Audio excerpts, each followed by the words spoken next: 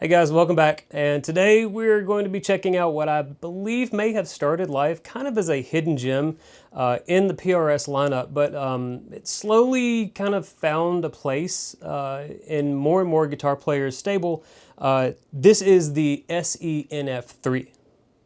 Now this guitar kind of scares me a little bit, and it's because we're getting dangerously close here to enjoying single coil pickups. And although technically kind of sort of not single coil, but kind of also sort of not humbuckers, the guitar does more closely resemble a Strat style instrument, both in the looks and sounds, than one of my Super Strats or a Les Paul or something like that. So this was a pleasant surprise, and again, it's one of those kind of the gear curiosity instruments that I had always kind of like been seeing videos of them, thinking like, wonder if that's any good. But it looks like single coily stuff, and I'm not about that, so I don't want to mess with it. For me, like many other products that I've reviewed from Zzounds, this is very much one of my gear curiosities. Now, it's no secret to you guys who have seen any of my videos that I am 100% ride or die humbucker man, and the thought of buying anything less, especially without getting a chance to try it first, is kind of a non-starter for me. So again, the whole gear curiosity thing and Zzounds being able to facilitate that is kind of what led me to getting my hands on this and bringing it into the studio. So let's kind of dive into what makes this guitar so special. But first of all, one big shout out to my guy at Zzounds who owns one of these and said, I know you hate single coils, but I want you to try this and I think you're gonna like it. And by God, like that orange OR30, he was right again. So let's get into this thing. Okay, so the SE NF3, it's built for players who I think want something maybe a little bit different from a Strat, and it features 3 of PRS's narrow field pickups, the NF3, kind of where it gets its name from. It's got 22 frets and a maple neck, and it's got, you know, your really iconic double cut body that the PRSs have, and you've got your typical PRS headstock. But what I really like is that they've got the birds along the fretboard for kind of a more premium look on what otherwise is a very not premium priced instrument. And these pickups are kind of interesting. I feel like were designed to kind of bridge the gap between the single coil kind of chime and clarity and spank and the quietness of a humbucker and a little bit more of that punch that a humbucker delivers, more akin to something like you would hear like out of a P90 or something like that. So they've definitely got a lot more kind of oomph behind them, but they still retain more of a classic flavor to the sound. And it's kind of hard to describe, but hopefully from the intro there and maybe a little bit more playing here in a little bit, you'll get a better idea of exactly what kind of a sound this thing aims for. Okay, so right out of the gate, you can tell that this instrument is built very well, just like the other SEs from their China factory. And if you're not aware, the SEs go to their Maryland plant where the rest of the core models are made for final QC and setup. So these guitars are all not only built really well, but they also have been double checked by the guys here in the United States to make sure that when you get your SE, it's going to be a really good instrument. And other than one minor little gripe with the nut pinching the strings ever so slightly sometimes when I use the trim, everything is set up great. The action is really nice and low. The fretwork is really good. There's no overhang on any of the frets. Everything is nice and smooth and comfortable. The action is really low. The neck relief was perfect. The intonation was perfect. I mean, just like the other SEs that I've played, this thing has been just pretty much spot on. And for the really low price tag that these guitars have, it's kind of an outlier in the price range, you know, given how good these things are set up. So yeah, just overall, just a very, very well built and well set up instrument, and it plays great just right out of the box. And unlike the world music guitars that come from Korea, these all come with gig bags or cases depending on the model. The hollow body guitar that I demoed, it came with a full blown hard shell case, and this one comes with a pretty decent gig bag. So again, little bonus points there because the like the Schecters and some of the other like the LTDs and things like that, they come just in a cardboard box wrapped with some bubble wrap, and that's all you get. But you get a case with some of these, but you get a gig bag with these. So that's a nice little bonus there for you. Now let's talk about the tone coming from this guitar. Again, like I said, this thing comes with 3 of their NF3 pickups, their narrow field pickups, which kind of are essentially like little mini humbuckers.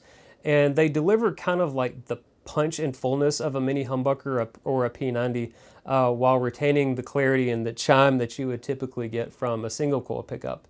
And in clean mode, you'll notice that the neck pickup, it has that nice warm kind of ringing bell-like sound that you would get from a neck single coil pickup from a Strat or a Tele, but you can also really, really get down with the bridge pickup in a way that no Strat or Tele that I've played can kind of match.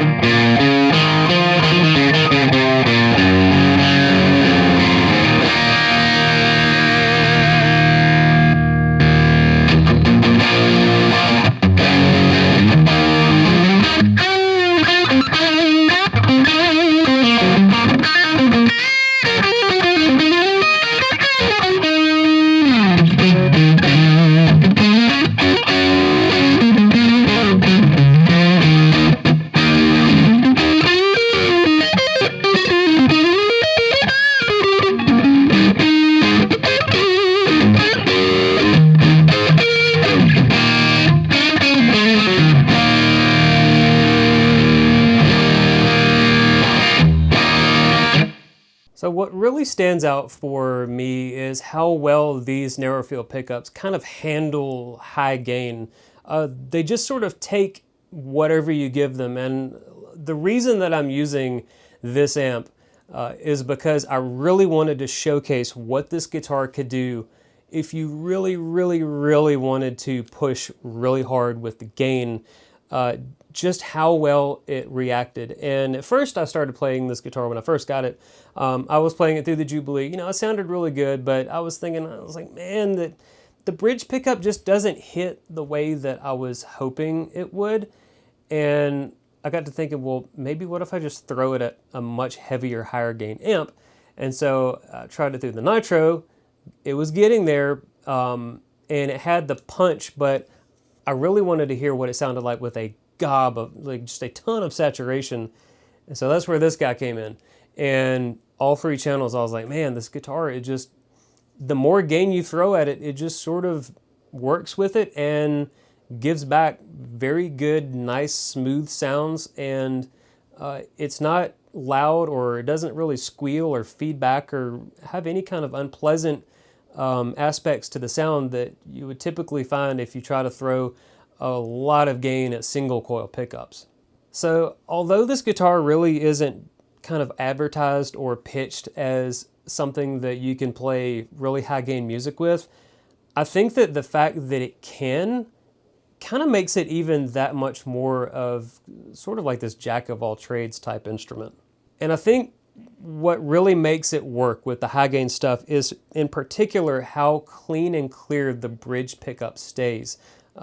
It can do the heavy high gain, chunky palm mute thing, and like the nice fluid, smooth, like open sounding lead work without getting muddy or losing clarity when you really have a ton of gain going on. And for me personally, this is where the NF3 really shined. It's versatile with enough output to handle your typical blues and stuff like that, but also really, really great with alternative rock, 90s rock, 80s hairband stuff. I mean, it just does all that. I played through most of my band's set lists that we typically run through, and with the exception of going to drop D, which I can't really do on this because of the floating tremolo design, it kind of just does everything that we play and does it really well.